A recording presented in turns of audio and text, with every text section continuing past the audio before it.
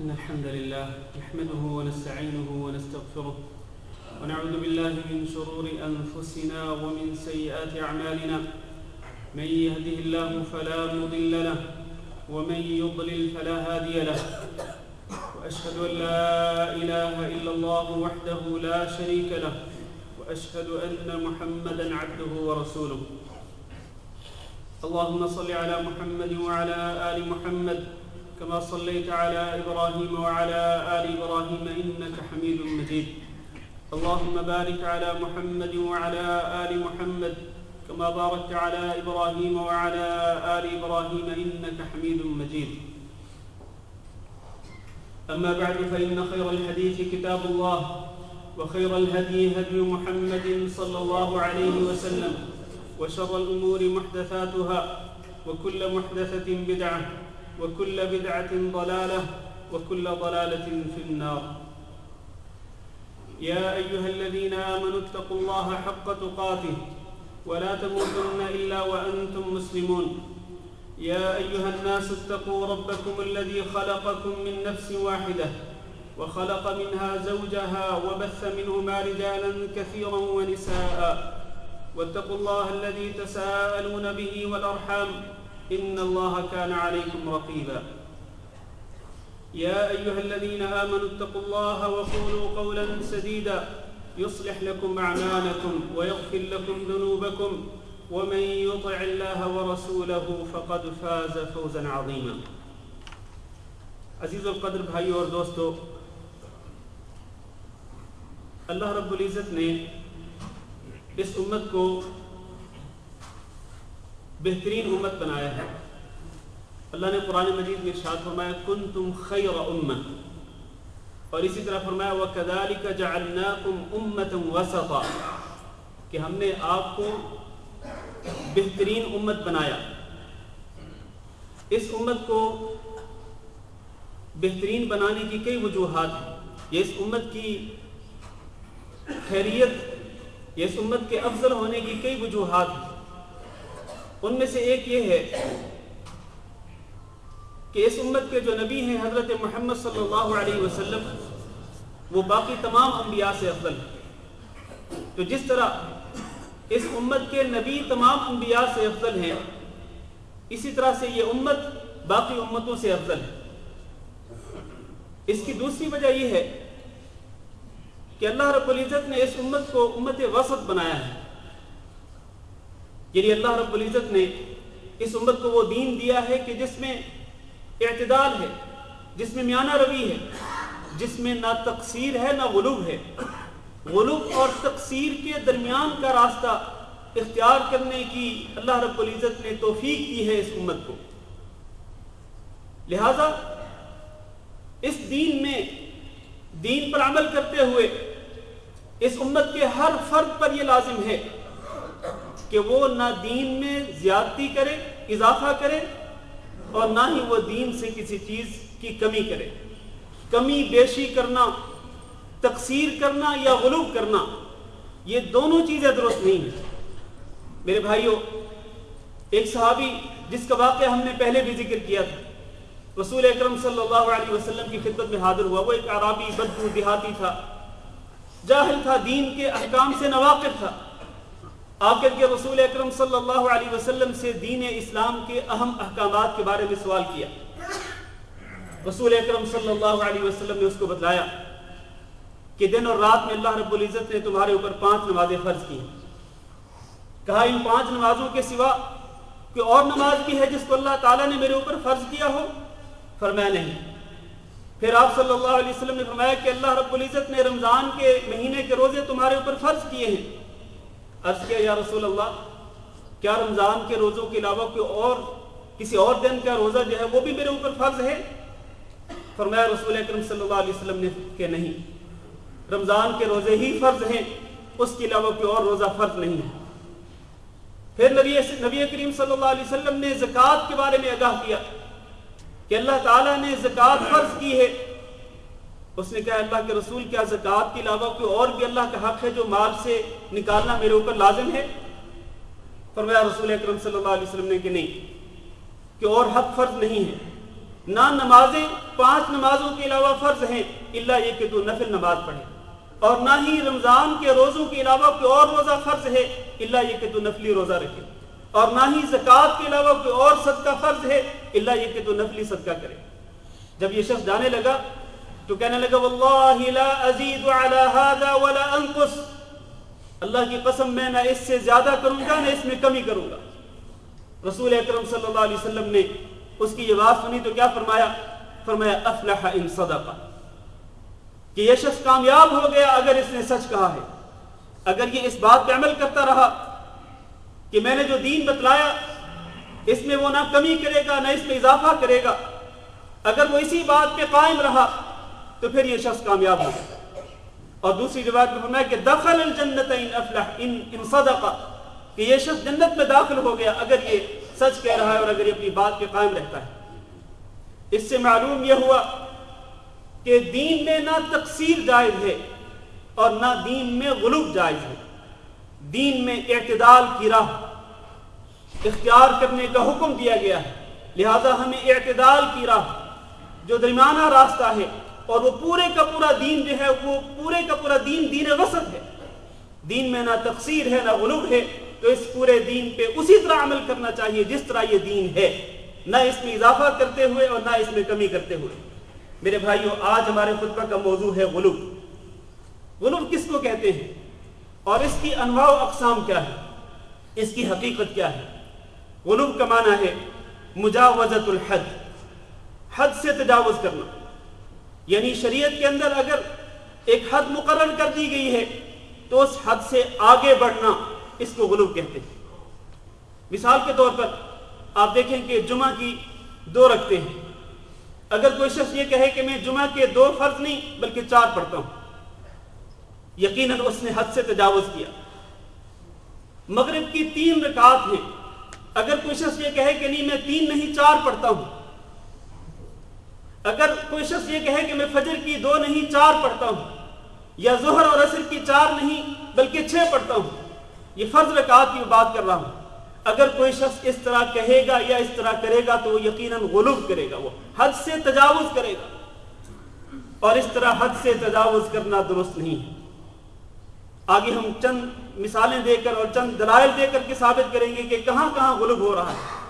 آج امت مسلمہ کس طرح سے غلو میں مبتلا ہے، کس طرح غلو کا ارتکاب کر رہی ہے۔ میرے بھائیو، غلو کی اقسام میں سے ایک قسم یہ ہے جس کو آپ اکثر و بیشتر سنتے بھی رہتے ہیں کہ انبیاء اور صالحین کی عقیدت اور ان کی محبت میں غلو کرنا، اور یہ وہ چیز ہے کہ جس کی وجہ سے روئے زمین پر شرک سامنے آیا۔ روئے زمین پر شرک کا وجود جو ہے وہ کس لیے، شرک کیسے شروع ہوا، اس کی ابتدا کیسے ہوئی؟ وہ انبیاء اور صالحین کی عقیدت اور محبت میں غلو کرنے کے ساتھ ہی شرک کا آغاز ہو گیا، اور آج بھی اس طرح سے ہو رہا ہے۔ اور میں اس سلسلے میں کچھ دلائل دینا چاہتا ہوں۔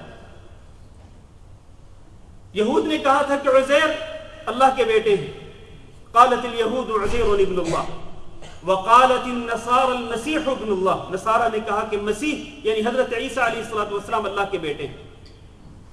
یقیناً یہ عقیدت اور محبت میں غلو تھا، حد سے تجاوز تھا کہ ان 2 انبیاء کو اللہ کے بیٹے قرار دے دیا گیا۔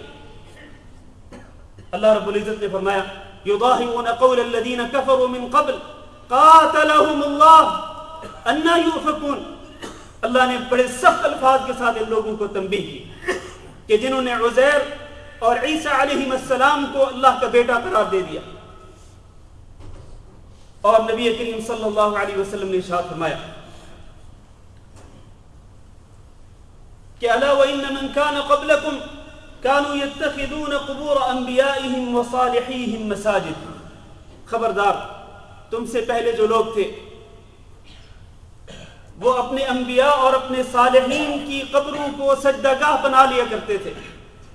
فلا تتخذوا القبور مساجد، خبردار تم قبروں کو مسجد نہ بنانا، قبروں کو سجدہ گاہ نہ بنانا۔ انی انہاکم عن ذلک، میں تمہیں اس بات سے منع کرتا ہوں۔ انبیاء اور صالحین کی عقیدت و محبت میں غلو کرتے ہوئے وہ ان کی قبروں کو سجدہ گاہ بنا لیا کرتے تھے. رسول اکرم صلی اللہ علیہ وسلم نے اس امت کو اس سے منع کر دیا, بالکل واضح الفاظ میں, صریح الفاظ میں اس سے منع کر دیا کہ کسی کی قبر کو آپ نے مسجد نہیں بنا, کسی کی قبر کو آپ سجدہ گاہ نہیں بنا سکتے. اس سے زیادہ واضح الفاظ اور کیا ہو سکتے ہیں. بلکہ حضرت عائشہ رضی اللہ تعالیٰ نے ارشاد فرماتی ہیں کہ رسول اکرم صلی اللہ علیہ وسلم اپنی وفات سے چند ایام پہلے بار بار یہ الفاظ اپنی زبان سے دہراتے تھے کہ لعنت اللہ علی الیہود والنصارى اتخذوا قبور انبیائہم مساجد. ان یہود و نصارہ پر لعنت ہو کہ جنہوں نے اپنے انبیاء کی قبروں کو سجدہ گاہ بنا لیا. اور میرے بھائیوں ذرا سوچیں, غور کریں ذرا کہ وہ یہود و نصارہ جنہوں نے اپنے انبیاء کی قبروں کو سجدہ گاہ بنا لیا, تو اللہ کے رسول صلی اللہ علیہ وسلم بار بار ان پہ لعنت بھیجتے اور آپ فرماتی کہ اللہ تعالیٰ کی لعنت ہوتی ہے ان لوگوں پر.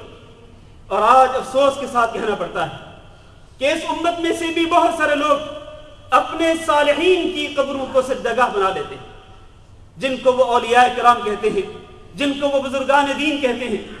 اور دکھ کی بات یہ ہے میرے بھائیوں, نہایت دکھ کی بات یہ ہے کہ یہ انبیاء اور یہ صالحین ہی نہیں اور بزرگان دین اور اولیاء کرام ہی کی قبروں کو نہیں سجدہ گاہ بنایا جاتا بس, بلکہ ان لوگوں کی قبروں کو سجدہ گاہ بنا لیا جاتا ہے کہ جن کا دین سے کوئی تعلق ہی نہیں ہوتا ہے. آپ نے بہت سارے نام سنے ہوں گے. پاکستان میں کوئی مورو والی سرکار ہے, کوئی بلیو والی سرکار ہے, کوئی کتو والی سرکار ہے, اور میں کس سرکار کا نام لوں. اور پھر ان کے بارے میں عقیدہ کیا ہوتا ہے؟ عقیدہ یہ ہوتا ہے کہ یہ جو بزرگ تھے, یہ جو صاحب قبر تھے, یہ اپنی زندگی میں کتوں سے بڑی محبت کرتے تھے, اور یہ موروں سے بڑی محبت کرتے تھے, یہ بلیوں سے بڑی محبت کرتے تھے. پھر اس دربار اور اس مزار کے ارد گرد جو کتے, جو بلیاں, جو مورے, جو اس طرح کے جانور رہتے ہیں, لوگ آ کر کے ان کے سامنے گوشت ڈالتے ہیں, ان کے سامنے کھانا ڈالتے ہیں, ان کو دودھ پلاتے ہیں. اور جہاں پر جس بستی میں, جس شہر میں انسانوں کو کھانے کے لیے گوشت نہیں ملتا, وہاں پر یہ قبروں اور مزاروں پر رہنے والے کتوں اور بلیوں کو گوشت ڈالا جاتا ہے اور ان کو دودھ پلایا جاتا ہے. یہ عقیدت اور محبت میں غلو ہے.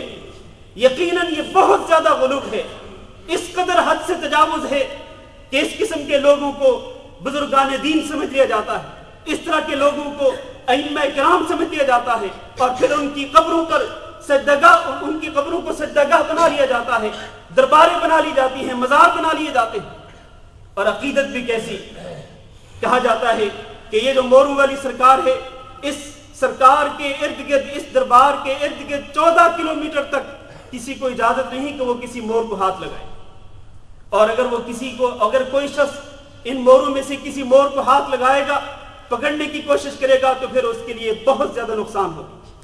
اور پھر من گھڑت واقعات بیان کیے جاتے ہیں کہ فلاں شخص آیا, اس نے مور پکڑنے کی کوشش کی, پھر جب واپس جا رہا تھا وہ تو برباد ہو گیا, اس کی گاڑی کا ایکسیڈنٹ ہو گیا. انا للہ و انا الیہ راجعون.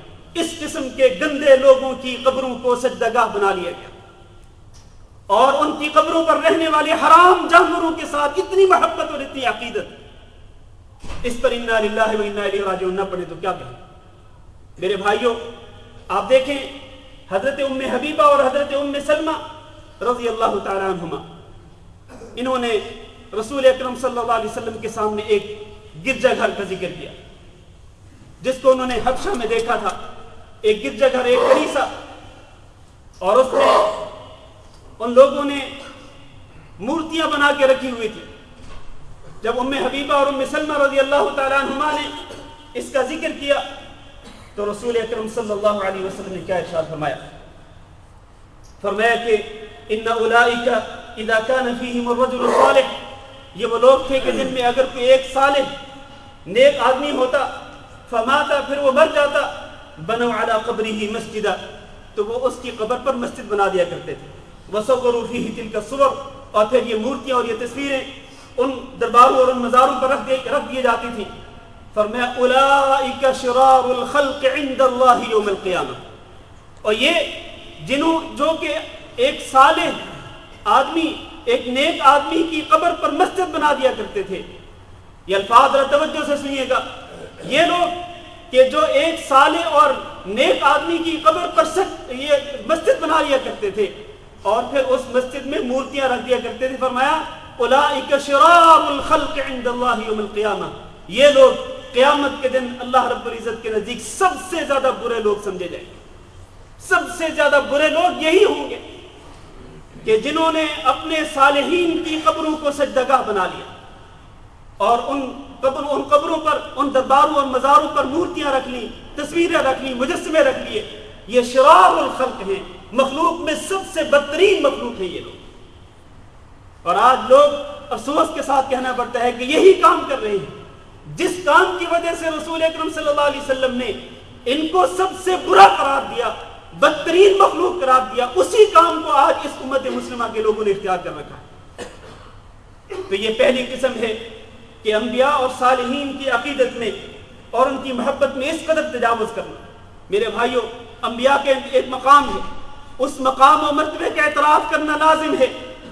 ظاہر ہے کہ انبیاء کے مقام میں تقصیر بھی جائز نہیں کہ آپ ان کا مقام ان کو نہ دیں اور ان کے مقام سے نیچے آپ ان کے بارے میں کوئی بات بیان کریں. یہ درست نہیں ہے.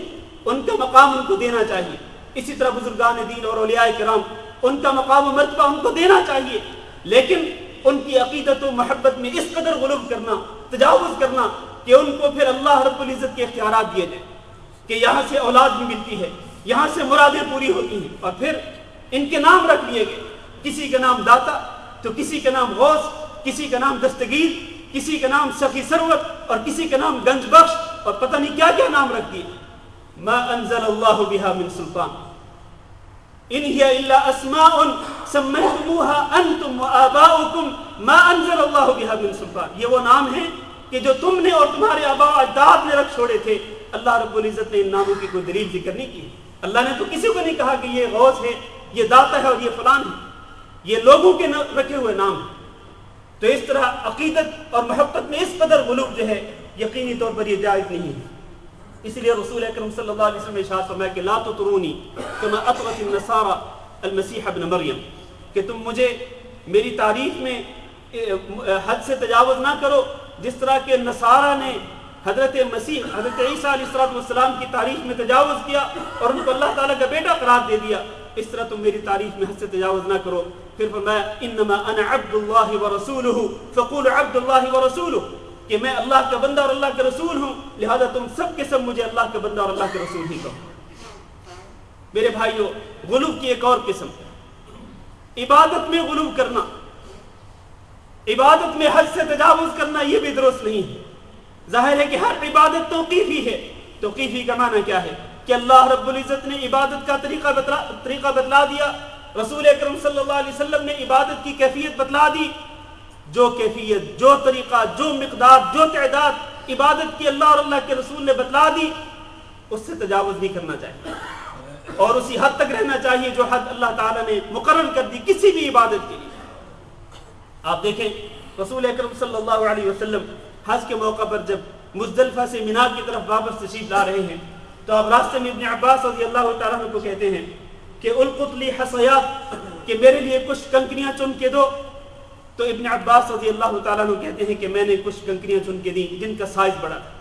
آپ صلی اللہ علیہ وسلم نے وہ بڑے سائز کی کنکریاں پھینک دیں اور جو درمیانہ سائز تھا, جو عموماً کابلی چنے کے برابر ہوتا ہے, موٹے چنے کے برابر, اس طرح کا سائز رسول اکرم صلی اللہ علیہ وسلم نے اپنے ہاتھ میں لیا اور فرمایا بِأَمْثَالِ هَؤُلَاءِ, لوگوں اس طرح کی کنکریاں جو ہیں اس طرح کی کنکریاں چنو اور یہ جا کے جمرہ کو تم نے مارنی ہے.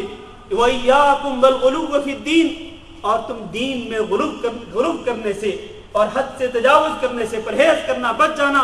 اس لیے کہ انما اہلک من کان قبلکم الغلو فی الدین, تم سے پہلے لوگوں کو اسی غلو فی الدین نے ہی, دین میں حد سے تجاوز کرنے نے ہی ان کو ہلاک کر دیا تھا. ان لوگوں نے دین کے اندر حد سے تجاوز کیا تو ہلاک اور برباد ہو گئے. لہذا تم اس طرح سے دین کے اندر غلو نہ کرنا, حد سے تجاوز نہ کرنا, اور یہ جو سائز ہے کنکریوں کا, اسی سائز کی کنکریاں لے کر کے تم نے جمرہ کو جا کے مارنی. میرے بھائیو, یہ کتنا بڑا اہم مسئلہ ہے, کتنا ہی اہم مسئلہ ہے. آج لوگ اس میں بھی غلو کرتے ہیں. چنانچہ بہت سارے لوگ, بہت سارے حجاج کرام جو ہیں وہ جمرات کو جا کے بڑے بڑے کنکر ہی نہیں مارتے بلکہ جوتے بھی رسید کرتے ہیں، اور جوتے رسید کرتے ہوئے ساتھ اپنی زبان سے گالیاں بھی دیتے ہیں، گالی گلوچ بھی کرتے ہیں۔ یہ وہ غلو ہے جس سے اللہ کے رسول صلی اللہ علیہ وسلم نے منع فرمایا، ایاکم بالغلو، اس غلو سے اجتناب کرو، پرہیز کرو، اس لیے کہ اسی غلو نے تم سے پہلے لوگوں کو برباد کر دیا تھا۔ اسی طرح ایک اعرابی آتا ہے رسول اکرم صلی اللہ علیہ وسلم کی خدمت میں اور آ کے سوال کرتے ہیں آپ صلی اللہ علیہ وسلم سے کہ وضو کس طرح کروں۔ آپ صلی اللہ علیہ وسلم نے اس کو وضو کر کے دکھایا، اور ہر عضو کو آپ صلی اللہ علیہ وسلم نے 3 مرتبہ دھویا، سوائے سر کے مسح کے کہ آپ نے سر کا مسح ایک ہی بار کیا، باقی اعضاء کو آپ صلی اللہ علیہ وسلم نے 3 مرتبہ دھویا۔ اس کے بعد آپ نے فرمایا ہاکذا الوضوء، اسی طرح سے وضو کیا کرو، فمن زاد علی ھذا، جو شخص اس سے زیادہ کرے گا، یعنی کسی عضو کو 3 سے زیادہ مرتبہ دھوئے گا، فقد اساء وتعدى وظلم، تو اس نے بہت برا کام کیا، اس نے حد سے تجاوز کیا اور اس نے ظلم کا ارتکاب کیا۔ تو میرے بھائیوں، یہ وضو کرنے میں بھی انسان غلو نہیں کر سکتا ہے۔ کئی لوگوں کو دیکھا جاتا ہے کہ وہ 3 مرتبہ نہیں بلکہ 4 مرتبہ، 5 مرتبہ، بلکہ اس سے بھی زیادہ مرتبہ کئی اعضاء کو دھوتے رہتے ہیں۔ تو یہ جائز نہیں ہے، یہ غلو فی الدین ہے، دین کے اندر یہ حد سے تجاوز ہے جس سے رسول اکرم صلی اللہ علیہ وسلم نے منع فرما دیا اور آپ صلی اللہ علیہ وسلم نے اس کو ظلم قرار دیا۔ اسی طرح میرے عزیز بھائیوں، غلو کی ایک اور شکل یہ ہے کہ ایک انسان کسی نفلی عبادت میں حد سے تجاوز کرے۔ نفلی عبادت میں حد سے تجاوز کرنا جو ہے یہ بھی قطعی طور پر جائز نہیں ہے۔ رسول اکرم صلی اللہ علیہ وسلم کی رات کی نماز کے بارے میں جن 3 لوگوں نے آپ صلی اللہ علیہ وسلم کی ازواج مطہرات سے سوال کیا تھا اور ازواج مطہرات نے ان کو بتلایا تھا کہ آپ صلی اللہ علیہ وسلم رات اس طرح عبادت کرتے ہیں، تو ان میں سے ایک نے کہا کہ میں ہمیشہ رات کو قیام کروں گا اور کبھی سوؤں گا نہیں۔ دوسرے نے کہا کہ ہمیشہ روزے رکھوں گا، کبھی روزہ چھوڑوں گا نہیں۔ تیسرے نے کہا کہ میں کبھی بھی عورتوں سے شادی نہیں کروں گا۔ رسول اکرم صلی اللہ علیہ وسلم تک یہ بات پہنچی۔ آپ صلی اللہ علیہ وسلم باقاعدہ منبر پہ تشریف لائے، فرمایا ما بال الناس یقولون کذا وکذا، لوگوں کو کیا ہو گیا کہ وہ اس طرح کی باتیں کر رہے ہیں؟ یہ کیا تھا؟ یہ حد سے تجاوز تھا، نفلی عبادت میں حد سے تجاوز۔ پھر آپ صلی اللہ علیہ وسلم فرمایا کہ اما انی اخشاکم للہ واتقاکم لہ، خبردار لوگوں، میں تم میں سب سے زیادہ اللہ تعالیٰ سے ڈرنے والا اور سب سے زیادہ اللہ تعالیٰ کی خشیت رکھنے والا ہوں، اور اس کے باوجود بھی لیکنی اصوم و افطر، میں کبھی روزے رکھتا ہوں پھر کبھی روزے چھوڑ دیتا ہوں، وأصلی وأنام، اور میں رات کو نماز بھی پڑھتا ہوں اور سوتا بھی ہوں، وأتزوج النساء، اور میں عورتوں سے شادیاں بھی کرتا ہوں، فمن راغب عن سنتی فلیس منی، جو شخص میرے اس طرز عمل کو چھوڑے گا اور اس سے منہ موڑ لے گا، فلیس منی، اس کا مجھ سے کوئی تعلق نہیں۔ آپ یہاں غور کیجئے کہ ان 3 صحابہ کرام نے نفلی عبادت میں حد سے تجاوز کرنے کا ارادہ کیا تھا کہ ساری رات ہم نفل پڑھیں گے اور ہمیشہ ہم روزے رکھیں گے، جبکہ رسول اکرم صلی اللہ علیہ وسلم کی یہ سنت مبارکہ نہیں تھی۔ تو اس طرح یہ جو غلو تھا، اس کی وجہ سے رسول اکرم صلی اللہ علیہ وسلم نے باقاعدہ منبر پہ آ کے لوگوں کو تنبیہ کی کہ اس طرح نہ کیا کرو، رات کو سویا کرو، نماز بھی پڑھا کرو، اور کبھی روزے رکھ لو پھر کبھی روزے چھوڑ دو، اور عورتوں سے شادیاں بھی کیا کرو۔ تو یہ ہے رسول اکرم صلی اللہ علیہ وسلم کا طریقہ کار۔ اسی طرح کی ایک اور حدیث، وہ حضرت سلمان اور حضرت ابو الدرداء رضی اللہ تعالیٰ عنہ کی مواخات کا والا جو واقعہ ہے بڑا مشہور ہے کہ رسول اکرم صلی اللہ علیہ وسلم نے ان دونوں صحابہ کرام کو بھائی بھائی قرار دیا مدینہ منورہ میں پہنچنے کے بعد۔ تو سلمان رضی اللہ تعالیٰ عنہ ابو الدرداء سے ملنے کے لیے گئے۔ جب گھر میں پہنچتے ہیں تو ابو الدرداء گھر میں نہیں تھے، ام الدرداء موجود تھی، ابو الدرداء کی بیوی رضی اللہ تعالیٰ عنہ، لیکن انہوں نے دیکھا کہ ان کی حالت جو ہے وہ بہت ہی عجیب سی ہے کہ پھٹے پرانے کپڑے پہنے ہیں اور میلے کچیلے کپڑے اور عجیب سی صورتحال ہے۔ تو پوچھا یہ کیا ہے، کیا وجہ ہے؟ تو وجہ یہ بیان کی ام الدرداء نے کہ ابو الدرداء اصل میں ایسے ہیں کہ جن کو میری ضرورت ہی نہیں ہے، وہ میری طرف توجہ ہی نہیں کرتے، رات بھر وہ نماز پڑھتے رہتے ہیں اور دن بھر وہ روزہ رکھتے ہیں۔ انہوں نے کہا ٹھیک ہے آنے دیں ان کو۔ ابو الدرداء رضی اللہ تعالیٰ عنہ آئے، کھانا تیار کیا گیا۔ کھانا جب مہمان کے سامنے پیش کیا تو میزبان ہی کہتے ہیں، ابو الدرداء کہتے ہیں سلمان رضی اللہ تعالیٰ عنہ کو کہ تم کھانا کھاؤ اور مجھے روزہ ہے۔ سلمان رضی اللہ تعالیٰ عنہ نے کہا کہ نہیں، تمہیں میرے ساتھ کھانا پڑے گا، اگر کھاؤ گے تو میں کھاؤں گا، نہیں کھاؤ گے تو میں نہیں کھاؤں گا۔ چنانچہ ابو الدرداء رضی اللہ تعالیٰ عنہ کو کھانا پڑا، چونکہ نفلی روزہ تھا، توڑ دیا انہوں نے۔ پھر جب رات ہوئی تو اپنے مہمان کو سلانے کا حکم دیا کہ مہمان آپ سو جائیں اور میں نماز پڑھنے لگا. فرمایا نہیں ابھی سو جاؤ. پھر کچھ دیر سونے کے بعد وہ اٹھے ابو درداء, کہا کہ نہیں ابھی بھی سو جاؤ. پھر جب رات کا آخری تہائی حصہ باقی تھا رات کا, تو سلمان رضی اللہ تعالیٰ نے کہا کہ اب تم اٹھو اور نماز پڑھو. پھر اس کے بعد فرمایا ان لنفسک علیک حقا, کہ تمہارے نفس کا, تمہاری جان کا تمہارے اوپر حق ہے. وَإِنَّ لِزَوْجِكَ عَلَيْكَ حَقًّا, اور تمہاری بیوی کا بھی تمہارے اوپر حق ہے. وَإِنَّ لِرَبِّكَ عَلَيْكَ حَقًّا, اور تمہارے رب کا بھی تمہارے اوپر حق ہے. فَأَعْطِ كُلَّ ذِي حَقٍّ حَقًّا, لہذا ہر حق والے کو اس کا حق ادا کرو. اپنے جسم کا حق بھی ادا کرو, اپنی بیوی کا حق بھی ادا کرو, اپنے رب کا حق بھی ادا کرو. تو میرے بھائیوں, یہ جو دین میں یہ حد سے تجاوز تھا حضرت ابو الدرداء رضی اللہ تعالیٰ عنہ کی طرف سے, کہ ساری رات نماز پڑھ رہے ہیں اور بیوی کے حقوق کا خیال ہی نہیں, یا ہمیشہ وہ دن بھر روزہ رکھتے ہیں اور بالکل باقی چیزوں کا خیال نہیں رکھتے ہیں. تو اس دین میں اس تجاوز کو, حد سے تجاوز کو رسول اکرم صلی اللہ علیہ وسلم نے پسند نہیں کیا ہے. جب یہ بات آپ صلی اللہ علیہ وسلم تک پہنچی تھی تو آپ نے فرمایا تھا صدق سلمان, سلمان نے بالکل سچ کہا ہے. اسی طرح میرے عزیز بھائیوں, میں بات کو مختصر کر رہا ہوں کہ غلو فی الدین کی ایک شکل یہ بھی ہے کہ دین کے اندر جو رخصتیں ہیں ان رخصتوں کو قبول نہ کیا جائے. مثال کے طور پر دین کے اندر ایک رخصت یہ ہے کہ اگر آپ مسافر ہوں تو سفر کے دوران آپ روزہ چھوڑ سکتے ہیں.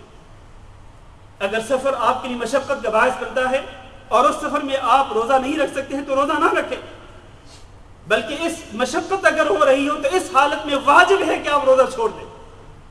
یہی وجہ ہے کہ رسول اکرم صلی اللہ علیہ وسلم نے جب سفر کی حالت میں ایک شخص کو دیکھا کہ وہ بے ہوش پڑا ہوا ہے اور لوگوں نے اس کے ارد گرد رش لگایا ہوا ہے, لوگ اس کے ارد گرد جمع ہیں, پوچھا اس کو کیا ہو گیا؟ تو آپ کو بتلایا گیا کہ یہ شخص وہ ہے کہ جس نے سفر کی حالت میں اس شدید قسم کے سفر میں بھی روزہ رکھا ہوا ہے اور اب بے ہوش ہو کے پڑا ہوا ہے. تو آپ نے کیا فرمایا؟ فرمایا لیس من البر الصوم فی السفر, سفر میں روزہ رکھنا کوئی نیکی کا کام نہیں ہے. اور یہ روزہ کہ جس کی وجہ سے یہ بندہ بے ہوش ہو گیا ہے سفر کی حالت میں, تو یہ روزہ رکھنا کوئی نیکی کا کام نہیں ہے. تو ہونا یہ چاہیے تھا کہ یہ شخص اور باقی تمام مسافر جو ہیں وہ اللہ کی رخصت کو قبول کرتے اور سفر میں روزہ چھوڑ دیتے, لیکن اس نے جب اللہ کی رخصت کو قبول نہیں کیا اور دین میں حد سے تجاوز کیا, غلو کیا, تو آپ صلی اللہ علیہ وسلم نے فرمایا کہ یہ سفر کی حالت میں روزہ رکھنا جو ہے یہ کوئی نیکی کا کام نہیں. اسی طرح آپ نے دیکھا ہوگا بہت سارے لوگوں کو سفر کے دوران کہ سواری پر بیٹھے بیٹھے ہی, اگر پلین میں سفر کر رہے تب, اور ٹرین میں سفر کر رہے تب, بس پہ سفر کر رہے ہیں تب, وہ جیسے ہی فرض نماز کا ٹائم ہوتا ہے تو اپنی سیٹ پہ بیٹھے بیٹھے ہی نماز پڑھنا شروع کر دیتے ہیں. اور میرے بھائیوں, اللہ تعالیٰ نے آپ کو رخصت دی, رسول اکرم صلی اللہ علیہ وسلم نے آپ کو رخصت دی کہ آپ سفر کے دوران دو نمازوں کو جمع کر سکتے ہیں, ظہر اور عصر کو جمع کر سکتے ہیں, جمع تقدیم بھی جمع تاخیر بھی, کہ عصر کو ظہر کے ساتھ پڑھ لیں یا ظہر کو لیٹ کر کے عصر کے ساتھ پڑھ لیں, یا مغرب کو لیٹ کر کے عشاء کے ساتھ پڑھ لیں, یا پھر عشاء کو مقدم کر کے مغرب کے ساتھ پڑھ لیں. دو نمازوں کو جمع کرنے کی اجازت دی گئی, رخصت دی گئی. تو پھر کیا یہ بات ہمیشہ لوگوں کے ذہنوں میں اٹکی رہتی ہے کہ جیسے ہی نماز کا ٹائم ہوتا ہے تو اپنی سواری پہ بیٹھے بیٹھے نماز پڑھنا شروع کر دیتے ہیں؟ حالانکہ یہ بات معلوم ہونی چاہیے کہ فرض نماز کے لیے کھڑا ہونا فرض ہے, لازم ہے. کوئی فرض نماز جو ہے وہ قیام کے بغیر نہیں ہو سکتی, الا یہ کہ انسان مجبور ہو, کھڑا نہ ہو سکتا ہو تو وہ دوسری بات. تو رخصت قبول نہ کرنا جو ہے یہ بھی دین کے اندر غلو ہے, حد سے تجاوز کرنا ہے, اس سے بھی انسان کو بچنا چاہیے. اسی طرح ایک اور شکل و صورت یہ ہے دین کے اندر غلو کی کہ کوئی بندہ اپنے اوپر خود ہی سختی کر لے. دین کے اندر وہ سختی نہ ہو لیکن بندہ خود ہی اپنے اوپر سختی پیدا کر لے. اس کی مثال کیا ہے؟ اس کی مثال وہ ایک شخص کو رسول اکرم صلی اللہ علیہ وسلم نے دیکھا تو اس کے بارے میں آپ نے سوال کیا کہ اس کو کیا ہو گیا ہے؟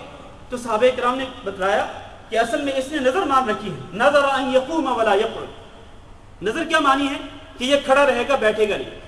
کیسی سختی ہے, حالانکہ بیٹھنے کی آپ کو رخصت ہے, بیٹھ سکتے ہیں آپ, لیکن اس نے نظر مان لی کہ میں نے کھڑے رہنا ہے, بس بیٹھنا نہیں ہے. ایک تو یہ, دوسرا ولا یستظل, کسی درخت کے سائے میں نہیں جائے گا, یہ بھی نظر مان, دھوپ میں رہے گا, دھوپ میں کھڑا رہے گا. ولا یتکلم, اور کسی سے بات چیت بھی نہیں کرے گا. ویصوم, اور روزے کی حالت میں رہے گا. تو یہ وہ نظر تھی کہ جس کے ساتھ اس بندے نے اپنے اوپر خود بخود سختی پیدا کر لی کہ دھوپ میں کھڑا رہنا ہے, کسی سے بات چیت نہیں کرنی ہے, روزے کی حالت میں رہنا ہے. رسول اکرم صلی اللہ علیہ وسلم نے فرمایا مرہ, ایک صحابی کو آپ نے حکم دیا کہ اس کو حکم دو فلیتکلم، کہ یہ بات چیت شروع کر دے. یہ کیا نظر ہے کہ یہ اس نے چپ رکھنے کا جو ہے وہ نظر مان لی کہ میں ہمیشہ چپ ہی رہوں گا. مرہو فلیتکلم، اس کو کہو، حکم دو کہ یہ بات چیت کرنا شروع کر دے. ولیستظل، اور درخت کے سائے میں چلا جائے. ولیقعد، اور بیٹھ جائے. ولیتم صومہ، ہاں جہاں تک روزے کا تعلق ہے تو روزہ مکمل کر. تو یہ جو سختی لوگ اپنے اوپر خود بخود پیدا کر لیتے. اسی طرح ایک عورت جس نے نظر مانی تھی کہ میں نے پیدل چل کے حج کرنا ہے، رسول اکرم صلی اللہ علیہ وسلم کو جب بتلایا گیا کہ اس نے نظر مانی ہے کہ پیدل چل کے جائے گی اور حج کرے گی، تو آپ نے فرمایا کہ فلتمشی ولترکب، کہ ٹھیک ہے کچھ دیر چل لے، اس کی نظر پوری ہو جائے گی، پھر اس کے بعد سواری پہ سوار ہو جائے اور سواری پہ سوار ہو کے جا کے حج کرے. تو اس طرح اگر کوئی شخص اپنے اوپر خود بخود سختی کر لے دین کے اندر، تو یہ بھی وہ غلو ہے، دین کے اندر حد سے تجاوز ہے کہ جس کی اجازت نہیں دی گئی.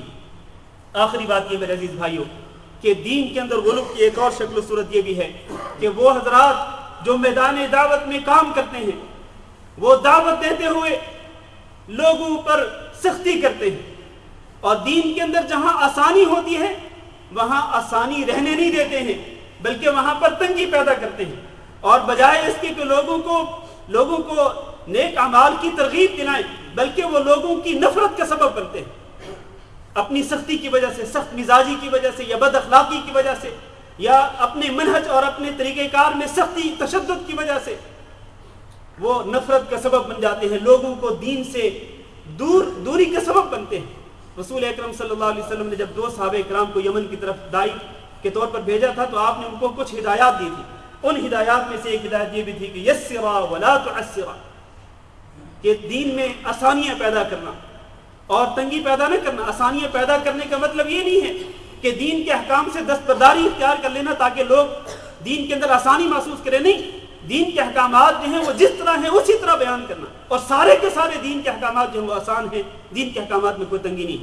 لیکن کئی لوگ جو ہیں، کئی دعوتی میدان میں کام کرنے والے لوگ جو ہیں وہ خود بخود سختی پیدا کر لیتے ہیں. تو فرمایا یسرا ولا تعسرا، آسانی پیدا کرنا، سختی نہ پیدا کرنا.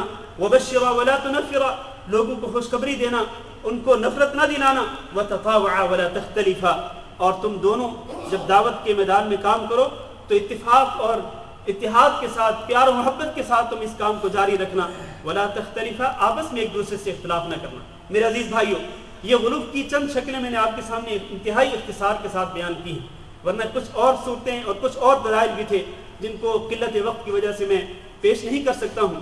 خلاصہ یہ ہے کہ دین کے اندر نہ تقصیر جائز ہے اور نہ غلو جائز ہے. خصوصی طور پر غلو، حد سے تجاوز کرنا، وہ کسی طرح سے بھی ہو، اس کی اجازت نہیں ہے. اللہ تعالیٰ نے اور اللہ کے رسول صلی اللہ علیہ وسلم نے اس سے منع کیا ہے. اللہ تعالیٰ سے دعا کرتے ہیں کہ اللہ ہم سب کو حق بات کو سمجھنے کی توفیق دے اور اس پر عمل کرنے کی توفیق دے. استغفر اللہ لی ولکم ولسائر المسلمین فاستغفروہ انہ هو الغفور الرحیم.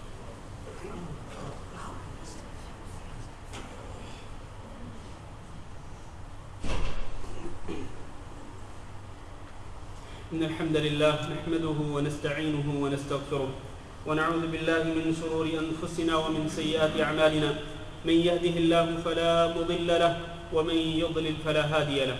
وأشهد أن لا إله إلا الله وحده لا شريك له وأشهد أن محمدا عبده ورسوله. اللهم صل على محمد وعلى آل محمد كما صليت على إبراهيم وعلى آل إبراهيم إنك حميد مجيد. اللهم بارك على محمد وعلى آل محمد كما باركت على إبراهيم وعلى آل إبراهيم إنك حميد مجيد.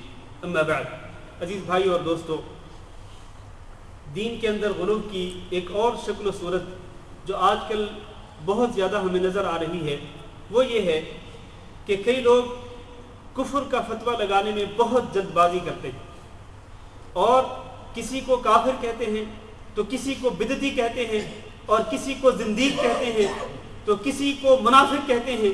اس طرح فتویٰ لگانے میں بہت زیادہ جلد بازی کا مظاہرہ کرتے ہیں. میرے بھائیوں، کسی کو کافر کہنا یہ اس قدر بڑی بات ہے کہ رسول اکرم صلی اللہ علیہ وسلم نے ارشاد فرمایا کہ جب کوئی شخص کسی کو کافر کہتا ہے تو اگر تو وہ کافر ہو واقعتاً تو ٹھیک، لیکن اگر وہ کافر نہ ہو تو اس کی بات، یہ جو اس نے کسی کو کافر کہا، اس کی یہی بات اس کی اپنی طرف واپس لوٹ آتی ہے اور یہ خود کافر ہو جاتا ہے والعیاذ باللہ. تو یہ بہت ہی سنگین معاملہ ہے. کافر کو تو کافر کہا جا سکتا ہے، لیکن جو شخص کافر نہ ہو یا کسی کفری عمل کے ارتکاب کرے، بعض اعمال جو ہیں وہ کفر کو ہوتے ہیں لیکن ان کی وجہ سے انسان کافر نہیں ہو سکتا ہے، تو بعض اعمال کفر کی وجہ سے کافر کا فتویٰ لگانا یہ بہت ہی خطرناک ہے۔ اسی طرح کسی کو منافق کہنا ہے، اور یہ تو بہت ہی عام بات ہے، عام لوگوں کو آپ دیکھیں گے جب کوئی شخص مثال کے طور پر جھوٹ بولتا ہے تو کہتے ہیں تو منافق ہے، مثلا وعدے کی خلاف ورزی کرتا ہے تو کہتے ہیں تو منافق ہو گیا۔ اور میرے بھائیوں، جھوٹ بولنا یہ ٹھیک ہے، منافق کی نشانیوں میں سے ایک نشانی ہے، وعدہ کی خلاف ورزی کرنا یہ منافق کی نشانیوں میں سے ایک نشانی ہے، لیکن اس کی وجہ سے انسان منافق نہیں ہوتا ہے۔ منافق وہ ہوتا ہے جس کے دل میں نفاق پایا جاتا ہے، اور وہ کیا ہے کہ انسان ظاہری طور پر تو اسلام کو ظاہر کرے لیکن باطن کے اندر وہ کفر کو چھپائے ہوئے، وہ ہوتا ہے منافق۔ اور انہی منافقین کے اللہ تعالیٰ نے قرآن مجید میں ذکر کیا، ان المنافقین فی الدرک الاسفل من النار ولن تجد لهم نصیرا۔ تو جھوٹ بولنا جو ہے اس کی وجہ سے انسان منافق نہیں ہو جاتا، اس کے یہ عمل منافقوں والا عمل ضرور ہے۔ اسی طرح کسی کو بدعتی قرار دے دینا، کسی کو مبتدع کہنا، کسی کو زندیق کہنا، تو اس طرح کے جو فتویٰ لگانے میں انسان جلد بازی کا مظاہرہ کرتا ہے تو اس سے انسان کو بچنا چاہیے، بہت ہی سنگین معاملہ ہے۔ تو یہ جتنی بھی شکلیں ہیں دین کے اندر حد سے تجاوز کرنے کی، میرے بھائیوں، میری اور آپ کی بھلائی اور پوری امت مسلمہ کی بھلائی کس چیز میں ہے؟ خیر و بھلائی اس چیز میں ہے کہ ہمیں اللہ تعالیٰ نے جہاں روکا ہے ہم وہاں پر رک جائیں، جو حد مقرر کر دی ہم ان حدوں پر رک جائیں اور ان حدوں سے آگے نہ بڑھیں۔ اور یہ آیت اپنے ذہنوں میں رکھیں، اللہ نے فرمایا یا ایھا الذین آمنوا لا تقدموا بین یدی اللہ ورسولہ واتقوا اللہ، اے ایمان والو تم اللہ تعالیٰ سے اور اللہ کے رسول سے آگے بڑھنے کی کوشش نہ کرو اور اللہ تعالیٰ سے ڈرتے رہو۔ لہذا ہم سب کو اللہ تعالیٰ سے ڈرتے رہنا چاہیے، اور دین کے اندر یہ جو غلو ہے جو مختلف شکلوں مختلف صورتوں کے ساتھ آج موجود ہے معاشرے کے اندر، اس غلو سے بچنا چاہیے۔ اللہ تعالیٰ سے دعا ہے کہ اللہ ہم سب کو اس سے بچنے کی توفیق دے، اور اللہ رب العزت ہم سب کو حق بات پر عمل کرنے کی توفیق دے اور باطل سے بچنے کی توفیق دے۔ اللہم اغفر لنا وللمؤمنین والمؤمنات وللمسلمین والمسلمات الاحیاء منهم والاموات۔ اللهم انا نسألك العفو والعافية والمعافاة الدائمة في الدنيا والآخرة۔ اللهم انا نسألك رضاك والجنة ونعوذ بك من سخطك والنار۔ اللهم اعز الاسلام والمسلمين واذل الشرك والمشركين۔ اللهم اعز الاسلام والمسلمين واذل الشرك والمشركين۔ اللهم دمر اعداءك اعداء الدين، اللهم دمرهم واهلكهم وشتت شملهم۔ اللهم فرج هم المهمومين ونفس كرب المكروبين۔ اللهم انصر عبادك المستضعفين في كل مكان۔ اللهم فرج هم المهمومين ونفس كرب المكروبين واقض الدين عن المدينين واشف مرضانا ومرضى المسلمين۔ اللهم آمنا في أوطاننا واجعل هذا البلد آمنا مطمئنا وسائر بلاد المسلمين۔ عباد الله، إن الله يأمر بالعدل والإحسان وإيتاء ذي القربى وينهى عن الفحشاء والمنكر والبغي يعظكم لعلكم تذكرون۔ سبحان ربك رب العزة عما يصفون وسلام على المرسلين والحمد لله رب العالمين۔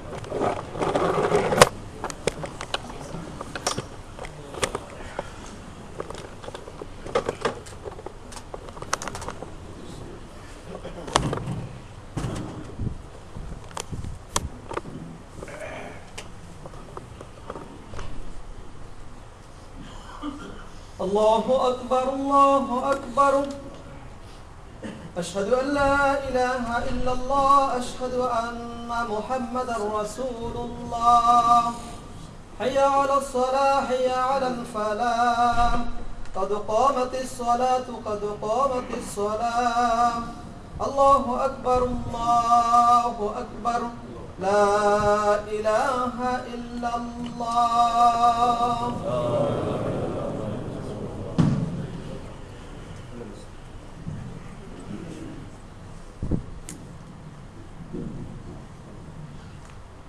سیدھی کر لیں، ساتھ مل جائیں، پاؤں کے ساتھ پاؤں اور دونوں کے ساتھ کندھے ملا لیں، آپس میں خلا نہ چھوڑیں، جہاں خلا ہوتا ہے وہاں شیطان آتا ہے۔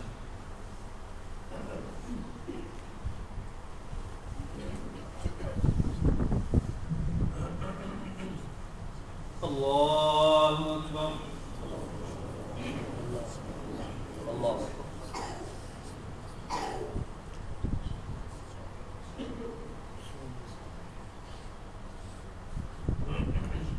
الحمد لله رب العالمين الرحمن الرحيم مالك يوم الدين إياك نعبد وإياك نستعين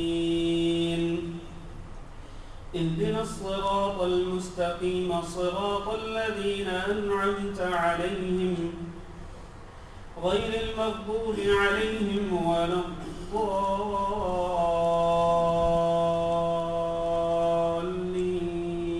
الضالين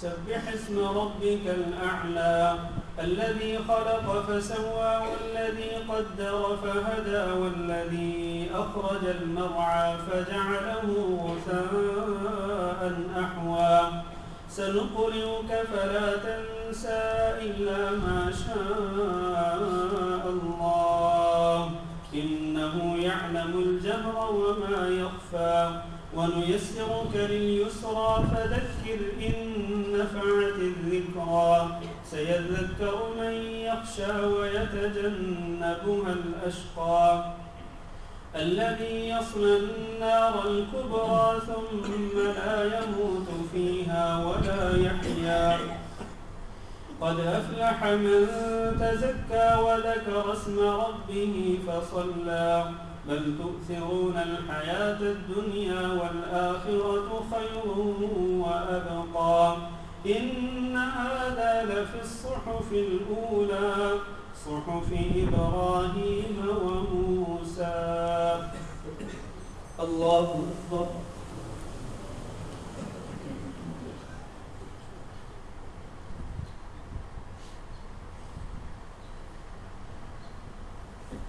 سمع الله لمن حمده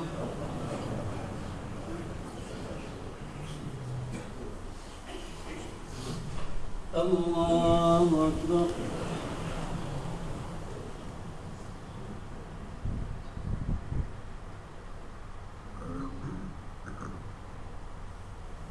الله أكبر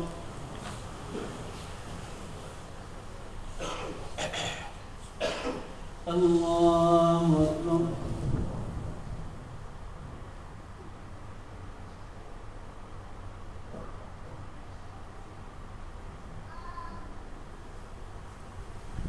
الله أكبر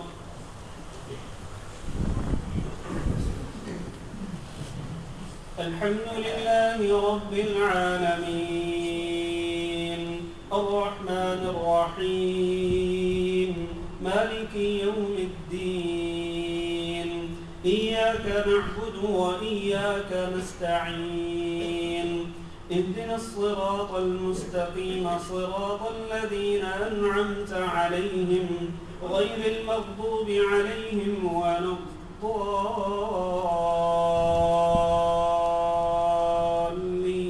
الضالين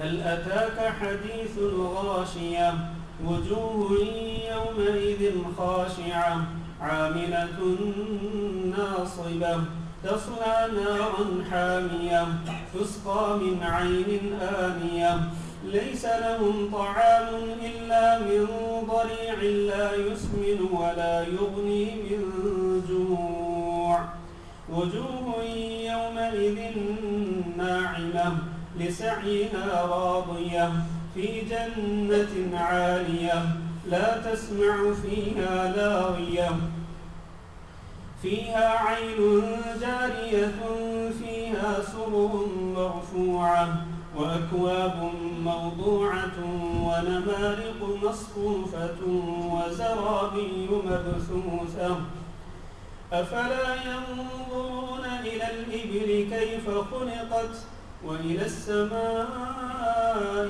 كيف رفعت وإلى الجبال كيف نصبت وإلى الأرض كيف سطحت فذكر إنما أنت مذكر لست عليهم بمسيطر إلا من تولى تولى وكفر فيعذبه الله العذاب الأكبر إن إلينا إيابهم ثم إن علينا حسابهم. الله أكبر.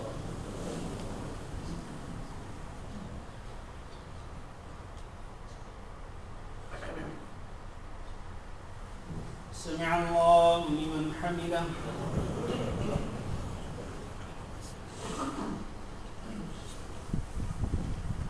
الله أكبر.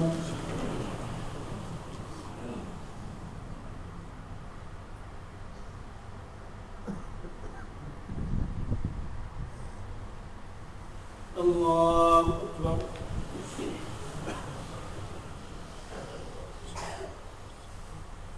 الله أكبر.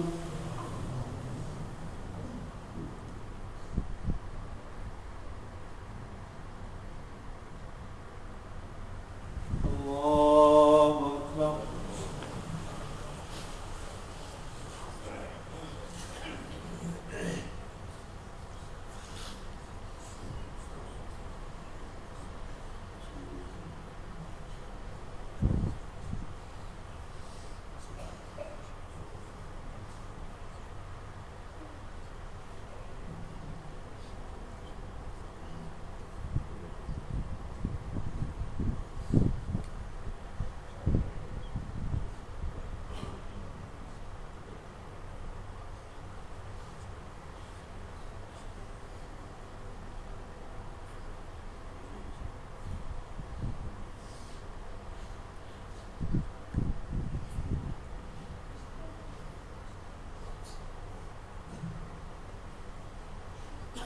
السلام عليكم ورحمة الله. السلام عليكم ورحمة الله.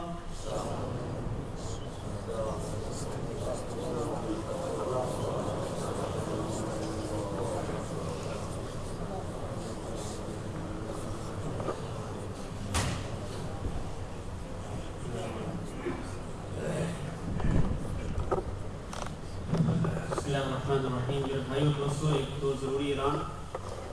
آئندہ جمعرات کو عشاء کی نماز کے بعد ہمارا ماہانہ پروگرام ہوگا جمعیت احیاء التراث الاسلامی خطبہ میں، اور آپ کو پتہ ہے کہ ہر مہینے کی پہلی جمعرات کو یہ پروگرام ہوتا ہے. انشاءاللہ یہ آئندہ جمعرات کو پروگرام ہوگا، تو آپ سے گزارش ہے کہ اس پروگرام میں ضرور شریک ہوں. عشاء کی نماز کے بعد یہ پروگرام شروع ہوگا اور تقریباً 2 گھنٹے کا یہ پروگرام ہوگا. اس میں 2 درس بھی ہوں گے، سوال و جواب کی نشست بھی ہوگی. آخر میں تمام حاضرین کے لیے کھانے کا بھی بندوبست ہوگا. وہاں پر خواتین کے لیے باقاعدہ انتظام موجود ہے، تو خواتین بھی وہاں پر آ سکتی ہیں. تو آپ سے گزارش ہے کہ ضرور اس پروگرام میں تشریف لائیں. خاص طور پر اس پروگرام میں مجھے یہ پتہ چلا ہے کہ ہندوستان کے مشہور عالم دین جن کا شمار ہندوستان کے کبار علماء میں بھی ہوتا ہے، مولانا انیس الرحمن اعظمی صاحب، وہ تشریف لا رہے ہیں یا شاید تشریف لا چکے ہیں. تو انشاءاللہ ان کا بھی خطاب ہوگا آئندہ جمعرات کو اس پروگرام میں، تو آپ ضرور تشریف لائیں. اور باقی بھی کئی درس ہوں گے، تو آپ کو یقیناً استفادہ ہوگا. آپ کو بہت سارے فوائد اس پروگرام میں ضرور ملیں گے انشاءاللہ. آخر میں کچھ ہمارے دوستوں نے دعا کی درخواست کی ہے، خاص طور پر بیماروں کی شفا یابی کے لیے. کیونکہ کل ایک بھائی نے بتلایا کہ ان کی بہن جو ہیں ان کی بہن مریض ہیں ہندوستان میں، تو انہوں نے ان کے لیے شفا یابی کی دعا کی اپیل کی ہے. اسی طرح اور کئی ہمارے دوستوں نے کہا ہے اپنے گھر والوں کے لیے، اپنی اولاد کے لیے جن کے جو کہ مریض ہیں، بیمار ہیں. تو ہم دعا کرتے ہیں کہ اللہ رب العزت تمام بیماروں کو شفا کاملہ نصیب فرمائے. اللہ تعالیٰ تمام بیماروں کو صحت کاملہ نصیب فرمائے. ہمیں جو بیمار ہیں اللہ تعالیٰ انہیں بھی شفا دے، اور ہمارے جاننے والوں میں، اہل و عیال میں اور دوست احباب میں جو بیمار ہیں اللہ تعالیٰ سب کو شفا کاملہ نصیب فرمائے. جو ہمارے مسلمان بھائی بہنیں فوت ہو چکے ہیں اللہ تعالیٰ سب کی مغفرت فرمائے. اللہ رب العزت ان کی قبروں کو جنت کا باغ بنائے، اور اللہ رب العزت ان کو عذاب قبر سے محفوظ رکھے. اور اللہ رب العزت ہمارا بھی دین اسلام پر اور توحید پر خاتمہ فرمائے، عمل صالح پر خاتمہ فرمائے، اور ہم سب کو بھی اللہ رب العزت عذاب قبر سے اور جہنم کے عذاب سے محفوظ رکھے. ہمارا سالمیہ کا پروگرام انشاءاللہ حسب معمول ہوگا. آج بھی مغرب کی نماز کے بعد حدیث کی کلاس ہوگی، اور عشاء کی نماز کے بعد انشاءاللہ درس سے تفسیر ہوگا. تو آپ سے گزارش ہے کہ ضرور شریک ہوں. سالمیہ میں عیدی بقالے کے پیچھے مسجد احمد المہری ہے اور گرد مارٹ کے بالکل سامنے یہ مسجد ہے، تو وہاں ضرور تشریف لائیے۔ مغرب کی نماز کے بعد درس حدیث اور عشاء کی نماز کے بعد درس تفسیر انشاءاللہ۔ جزاکم اللہ۔